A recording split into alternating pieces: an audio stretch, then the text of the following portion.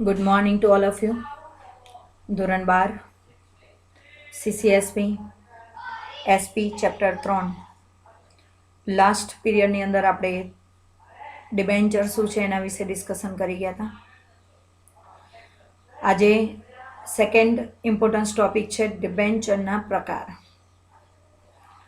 તો ડિબેન્ચરના ઓલરેડી પ્રકાર તમે ધોરણ 11માં થોડા ઘણા ભણી ગયા છો. એ જ પ્રકારોને અહીંયા બધા ડિટેલમાં આમ તો જોવા જાઓ તો ટોટલ 8 પ્રકાર છે.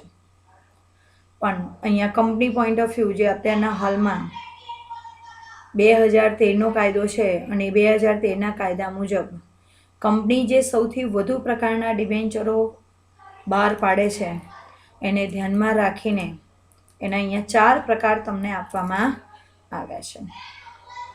એમાં પહેલો ડિબેન્ચરનો પ્રકાર છે ગીરો ડિબેન્ચર. ગીરો ડિબેન્ચરને તમે બીજા શબ્દમાં કહી શકો જામીનગીરીવાળા ડિબેન્ચર. શું કહી શકાય? જામીનગીરીવાળા ડિબેન્ચર. શું કહેવાશે? જામીનગીરીવાળા ડિબેન્ચર. બરાબર છે. બીજો છે સંપૂર્ણ રૂપાંતરક્ષમ ડિબેન્ચર. એનું ગુજરાતીમાં બીજું કોઈ નામ નથી, પણ ઇંગ્લિશમાં એને ફૂલ્લી કન્વર્ટેબલ ડિબેન્ચર કહેવાય છે. એટલે શોર્ટમાં કદાચ કોડ તરીકે તમને પ્રશ્ન પૂછે તો એને શોર્ટમાં ઇંગ્લિશમાં લખાય છે ફૂલ્લી કન્વર્ટેબલ ડિબેન્ચર, FCD તરીકે ઓળખવામાં આવે છે. અંશતઃ રૂપાંતરક્ષમ ડિબેન્ચર એટલે કે બધા ડિબેન્ચર તમે કન્વર્ટ ના કર્યા હોય, થોડા ડિબેન્ચર રૂપાંતર કરો તો એને અંશતઃ રૂપાંતરક્ષમ ડિબેન્ચર કહેવાય. ઇંગ્લિશમાં એને પાર્ટલી કન્વર્ટેબલ ડિબેન્ચર કહેવાય, PCD કહેવાય. ઘણીવાર આ લખી રાખજો બુકમાં, કારણ કે ઘણીવાર તમને 3 માર્ક્સના પ્રશ્નમાં અથવા તો 2 માર્ક્સના પ્રશ્નમાં ડાયરેક્ટ આવું પૂછી શકે, FCD એટલે શું અથવા PCD એટલે શું. બરાબર છે. તો એને સમજાવતો પ્રશ્ન 2 માર્ક્સમાં પણ પૂછાય છે અવારનવાર. અને ચોથું છે બિન રૂપાંતરક્ષમ ડિબેન્ચર, એટલે કે જેનું ડિબેન્ચર સિવાય બીજા કોઈ સ્વરૂપમાં રૂપાંતર ન થાય એને બિન રૂપાંતરક્ષમ ડિબેન્ચર કહેવાય, જેને ઇંગ્લિશમાં નોન કન્વર્ટેબલ ડિબેન્ચર કહેવાય. બરાબર છે. ફરી એકવાર ડિબેન્ચરના પ્રકારમાં 4 ગીરો ડિબેન્ચર, એનું બીજું નામ જામીનગીરીવાળા ડિબેન્ચર, ઇંગ્લિશમાં એને મોર્ગેજ ડિબેન્ચર કહેવાય. બીજું છે સંપૂર્ણ રૂપાંતરક્ષમ ડિબેન્ચર, જેને ઇંગ્લિશમાં કહેવાય ફૂલ્લી કન્વર્ટેબલ ડિબેન્ચર. અંશતઃ રૂપાંતરક્ષમ ડિબેન્ચર, જેને ઇંગ્લિશમાં કહેવાય પાર્ટલી કન્વર્ટેબલ ડિબેન્ચર. અને ચોથું છે બિન રૂપાંતરક્ષમ ડિબેન્ચર, એટલે કે નોન કન્વર્ટેબલ ડિબેન્ચર. ઓકે, તો જો 1 by 1 4 પ્રકારોની આપણે ડિટેલમાં સ્ટડી કરીએ. ગીરો ડિબેન્ચર, મોર્ગેજ ડિબેન્ચર. આ પ્રકારના ડિબેન્ચર બહાર પાડતા કંપની મિલકતો ગીરો મૂકી સ્થિર કે અસ્થિર બોજ ઊભો કરે છે. બરાબર છે. ગીરો ડિબેન્ચર એટલે શું? કે કંપની આવા પ્રકારના ડિબેન્ચર બહાર પાડતી વખતે જે રોકાણકારો પાસેથી ડિબેન્ચર સ્વરૂપે નાના ઉછીના મેળવે છે, તો એના બદલામાં કંપની એમને ગેરંટી આપવી પડે છે, ગીરો આપવું પડે છે. અને ગીરો સ્વરૂપે કંપની શું આપે છે? મિલકત આપે છે. કંપનીની જે કંઈ મિલકતો હોય, કંપનીની મિલકતો એટલે શું? તો જમીન હોય, પ્લાન્ટ હોય, મશીનરી હોય, યંત્ર હોય, કંપનીનું આખું મોટું મકાન હોય, તો એ ગીરવો મૂકીને, એના દસ્તાવેજો ગીરવે મૂકીને કંપની સામે રોકાણકારો પાસેથી ડિબેન્ચર સ્વરૂપે નાના ઉછીના મેળવે છે. એટલે જ આપણે લાસ્ટ પીરિયડમાં જોઈ ગયા કે ડિબેન્ચર હોલ્ડર અને કંપની વચ્ચે દેવાદાર લેણદારનો સંબંધ ઊભો થાય છે. પણ આવી જે મિલકતો એ ગીરો મૂકે છે, તો આવી મિલકતો 2 રીતે ગીરો મૂકી શકાય. એક સ્થિર બોજ અને બીજો અસ્થિર બોજ. સ્થિર બોજ એટલે કે મિલકતો તમે ગીરો મૂકો તો પછી કંપની એનો જો સ્થિર બોજ હોય તો કંપની એ મિલકતોનો ઉપયોગ ના કરી શકે. અને અસ્થિર બોજ, જેને બીજા શબ્દમાં આગળ ઇન્ટ્રોડક્શનમાં તમને સમજાવ્યું હતું, અસ્થિર બોજને તરતો બોજ કહેવાય. એટલે કે મિલકતો ભલે તમે ગીરવે મૂકી, એના ડોક્યુમેન્ટ, એના પેપર્સ, દસ્તાવેજો બધા એના ડિબેન્ચર હોલ્ડરો પાસે હોય, પણ કંપની એ મિલકતનો ઉપયોગ કરીને ઉત્પાદન કરી શકે, અથવા તો ઉત્પાદન કાર્યમાં કંપની જરૂરિયાત મુજબ એ મિલકતોનો ઉપયોગ કરી શકે છે, અને અસ્થિર બોજ કહેવાય છે, તરતો બોજ કહેવાય છે. એટલે ગીરો મૂકીને તો કંપની ડિબેન્ચર બહાર પાડે છે, પણ એ બોજ કયો છે એ પણ મહત્વનો છે. બે રીતે બોજ હોય, સ્થિર બોજ અને અસ્થિર બોજ. આ મિલકતો સંદર્ભે કોઈ પણ નિર્ણય લેતા પહેલા કંપનીએ ડિબેન્ચર હોલ્ડરના ટ્રસ્ટીઓની મંજૂરી મેળવવી પડે છે. બરાબર છે? એટલે કે જો કંપનીએ એકવાર મિલકતો ગીરો મૂકી દીધી, પછી એ મિલકતોનો ઉપયોગ કરવો હોય અથવા મિલકતોને લગતી કોઈ પણ કામગીરી એમને અમલમાં મૂકવી હોય, તો ડિબેન્ચર હોલ્ડરોના જે ટ્રસ્ટી હોય એ ટ્રસ્ટીની મંજૂરી મેળવવી પડે. એમની મંજૂરી વગર કંપની એ મિલકતનો ક્યાંય ઉપયોગ ન કરી શકે. બરાબર છે? કેમ? તો કે આગળ તમને સમજાવ્યું હતું કે ડિબેન્ચર હોલ્ડરોને પોતાના હક માટે ટ્રસ્ટીઓની નિમણૂક કરવાનો અધિકાર છે, અને કંપની એ મિલકતો દ્વારા બીજું કંઈ વધારાનું દેવું ઊભું ન કરે અને એમનો હક ન જતો રહે, એવા હેતુથી ટ્રસ્ટીઓને એમને મંજૂરી મેળવવી પડે છે. બરાબર છે? કંપનીનું જ્યારે વિસર્જન થાય, એટલે કે જો કંપની બંધ થતી હોય, ત્યારે આવા ડિબેન્ચર હોલ્ડર્સનો મિલકતનો પર પ્રથમ હક હોય છે. એટલે કે કોઈ અનિવાર્ય સંજોગોમાં કે ડિબેન્ચર, તમને એવું સમજાવ્યું આગળ કે ડિબેન્ચરના નાણાં તો સમયના આધારે પરત કરવાના હોય છે, પણ માની લો કે તમે ડિબેન્ચર કંપનીએ બહાર પાડ્યા, 10 વર્ષના ડિબેન્ચર છે, અને 10 વર્ષ પહેલાં કંપની બંધ કરવાની પરિસ્થિતિ ઊભી થઈ, કંપનીનું વિસર્જન થઈ ગયું, તો આવા સંજોગોમાં આ જે ડિબેન્ચર છે એ ડિબેન્ચર ઉપર સૌથી પહેલો મિલકતો ઉપર હક કંપનીનો નથી. કોનો છે? ડિબેન્ચર હોલ્ડરોનો છે, જેથી કરીને એ લોકો પોતાનું લેણું વસૂલ કરી શકે.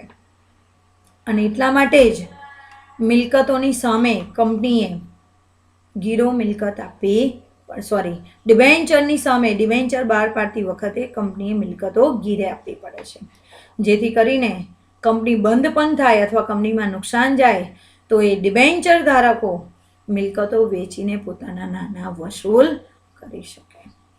બરાબર છે? નાવ બીજો પ્રકાર છે હવે ત્યાર પછીનો નેક્સ્ટ કયો છે? સંપૂર્ણ રૂપાંતરક્ષમ ડિબેન્ચર, જેને ઇંગ્લિશમાં કહેવાય છે ફુલ્લી કન્વર્ટિબલ ડિબેન્ચર. એનું શોર્ટ ફોર્મ થાય છે FCD. ફુલ્લી પરથી F, કન્વર્ટિબલ પરથી C, ડિબેન્ચર પરથી D, FCD.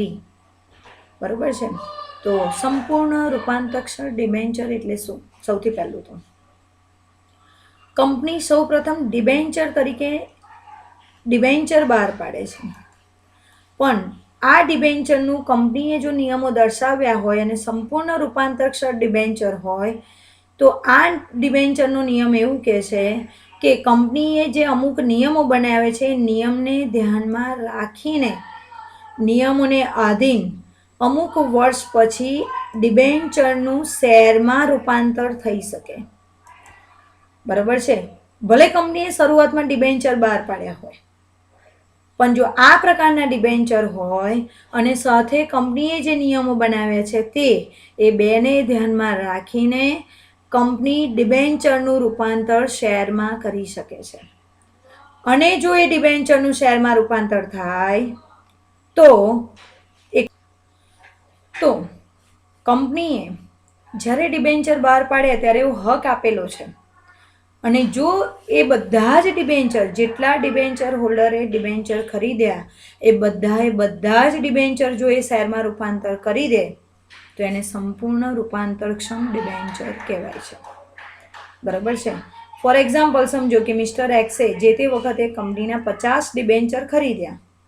હવે કંપનીએ માની લો કે 3 વર્ષ પછી કંપનીએ એમને જાણકારી આપી, કંપનીએ મંજૂરી આપી કે જો તમારે પણ ડિબેન્ચર તમારા સંપૂર્ણ રૂપાંતર પાત્રના આ ટાઈપના જ હોવા જોઈએ. જો આ ટાઈપના હોય ને સોરી આ પ્રકારના હોય, નોન કન્વર્ટેબલ હોય ને, અને તમે એવું કહો કે હવે એને ઇક્વિટી શેરમાં લઈ જાઓ, તો એ ના લઈ જવાય. તો માની લો કે કંપનીએ સંપૂર્ણ રૂપાંતરક્ષમ ડિબેન્ચર બહાર પાડ્યા અને કોઈ ડિબેન્ચર હોલ્ડરે કંપનીના 50 ડિબેન્ચર ખરીદ્યા, બરોબર, અને જ્યારે હવે કંપની એની શરતોને આધીન એવું કે તમારે શેરમાં રૂપાંતર થઈ શકે એમ છે, તો મિસ્ટર એક્સ 50 ડિબેન્ચર શેરમાં કન્વર્ટ કરાવી દે, તો આવા સંજોગોમાં એને સંપૂર્ણ રૂપાંતરક્ષમ ડિબેન્ચર કહેવાય. બરોબર છે. તો ડિબેન્ચર હોલ્ડરો આવું કરવા માટે કેમ તૈયાર થાય? તો સમજો કે શેર એ કંપનીની માલિકીની મૂડી છે. એટલે જો તમે શેર ખરીદો તો તમે કંપનીના માલિકો બની જાઓ છો, શેર હોલ્ડરો બનો છો. જ્યારે ડિબેન્ચર ખરીદવાથી માલિકી હક મળતો નથી. તો તમે એવું કહો તો પહેલાં ડિબેન્ચર કેમ ખરીદ્યા, શેર ના ખરીદાય? પણ જ્યારે રોકાણકાર તરીકે નવી જ કંપની હોય અને કંપની ભવિષ્યમાં કેટલો વિકાસ કરશે, કંપની નફો કરશે કે નહીં કરે, આ બધી બાબતોનો જો રોકાણકારને વિશ્વાસ ન હોય, તો એવા સંજોગોમાં પહેલાં એ કંપનીમાં ઓછીની મૂડી તરીકે રોકાણ કરશે, અને પછી જેમ જેમ એને એવું લાગે કે કંપની યોગ્ય છે, તો આવા સંજોગોમાં આ વિકલ્પનો ઉપયોગ કરીને, એફસીડીનો ઉપયોગ કરીને રોકાણકારો પોતાની ઓછીની મૂડીને માલિકીની મૂડીમાં રૂપાંતર કરી દેશે. બરાબર છે. અને એટલા માટે કંપની પણ રોકાણકારોનો વિશ્વાસ હાંસલ કરવા માટે જ આવા પ્રકારના ડિબેન્ચર બહાર પાડે છે. અને અત્યારના હાલના સમયમાં મોટાભાગની કંપનીઓ આ જ પ્રકારના ડિબેન્ચર બહાર પાડે છે. બરાબર છે. તો જો હવે એની ડિટેલ શું આપ્યું છે? સંપૂર્ણ રૂપાંતરક્ષમ debenture, fully convertible debenture, FCD. Debenture holder સાથે નક્કી થયેલા કરાર મુજબ નિશ્ચિત સમય મર્યાદાને અંતે, કીધું ને, બરાબર છે, કંપની નક્કી કરે કેટલા સમય પછી ડિબેન્ચરને શેરમાં લઈ જવા છે, તમારા કહેવાથી નહીં.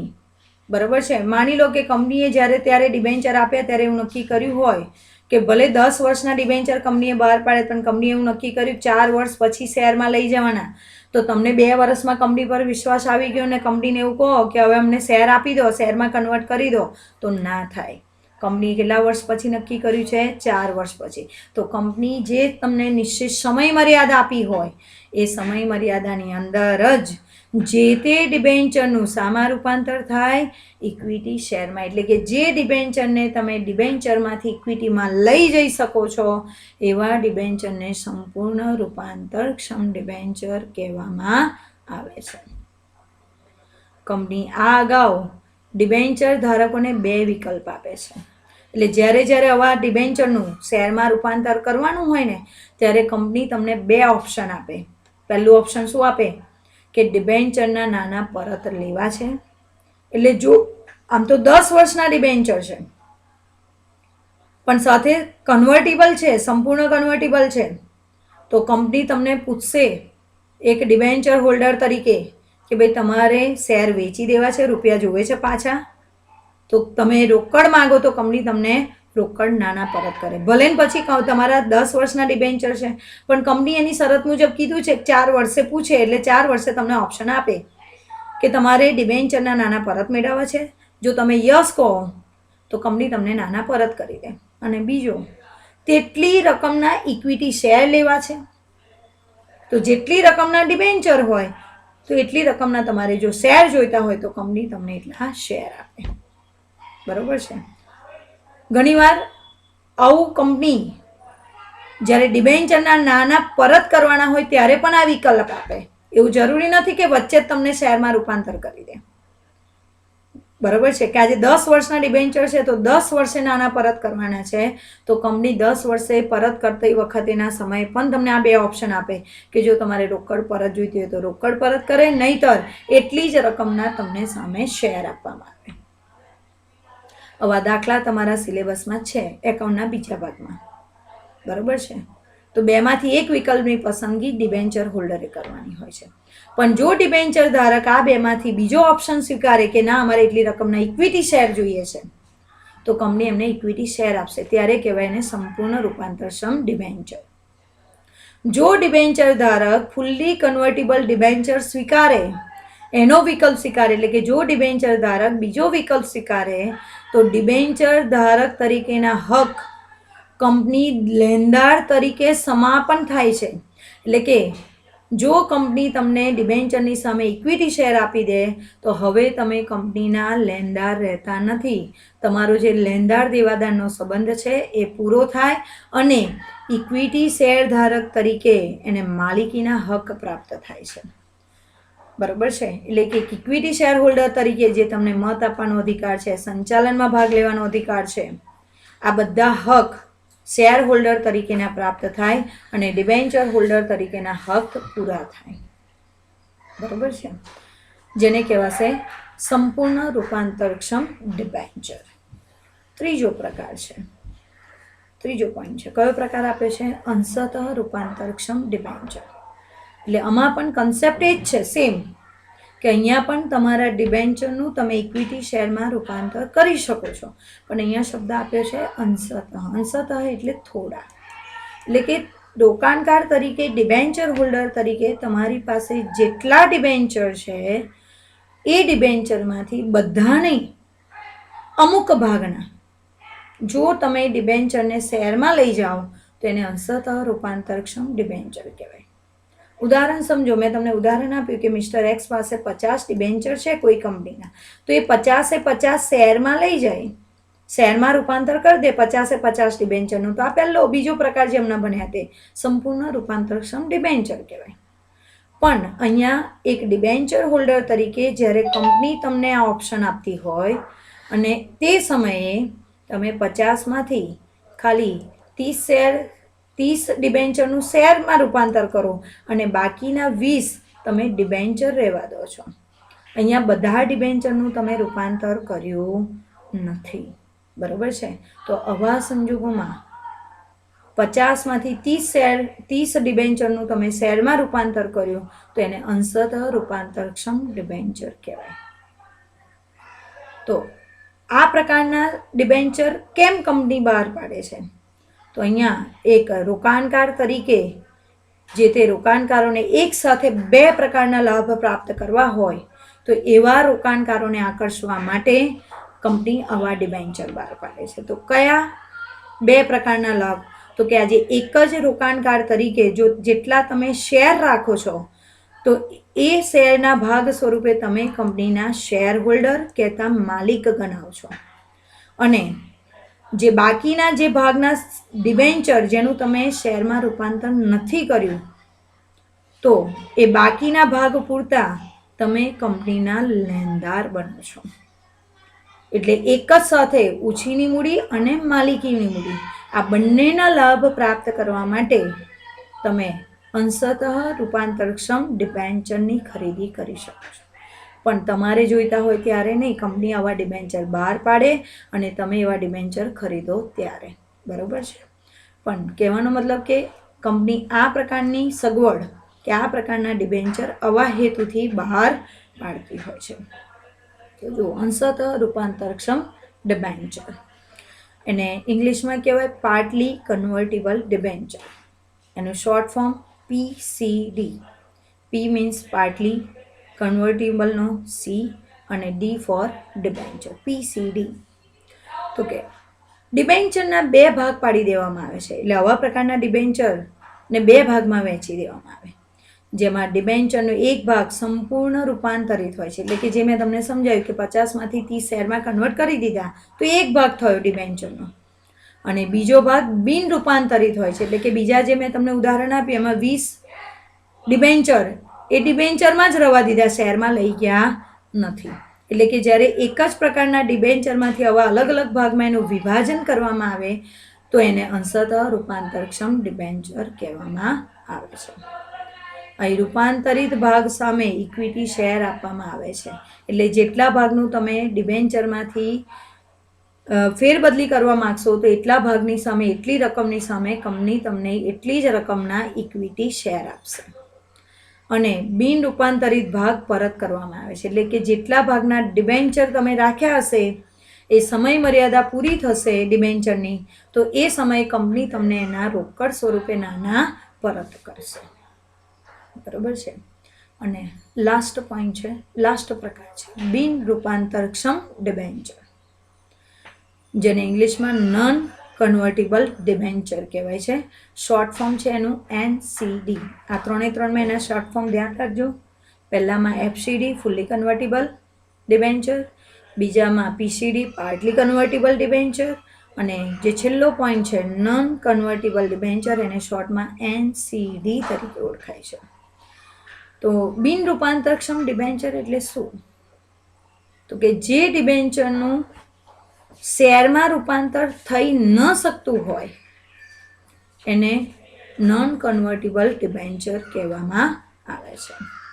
તો કે આ પ્રકારનું ડિબેન્ચરનું ઇક્વિટી શેરમાં રૂપાંતર થઈ શકતું નથી અને આ પ્રકારની એમાં કોઈ જોગવાઈ પણ હોતી નથી. એટલે કે તમારા કંપનીના આવેદનપત્ર, નિયમનપત્રમાં કે વિજ્ઞાપન પત્રમાં આવો કોઈ નિયમ પણ દર્શાવેલો હોતો નથી કે ભાઈ આ ડિબેન્ચરનું આવી રીતે રૂપાંતર થશે.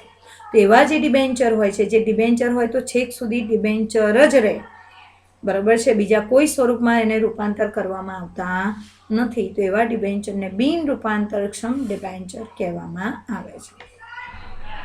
કંપની ડિબેન્ચરની મુદત પૂરી થતાં નાણાં પરત કરે છે અને જ્યારે એ ડિબેન્ચરની સમય મર્યાદા પૂરી થશે તો કંપની તમને વ્યાજ સહિત એ નાણાં પરત કરશે. બરાબર છે.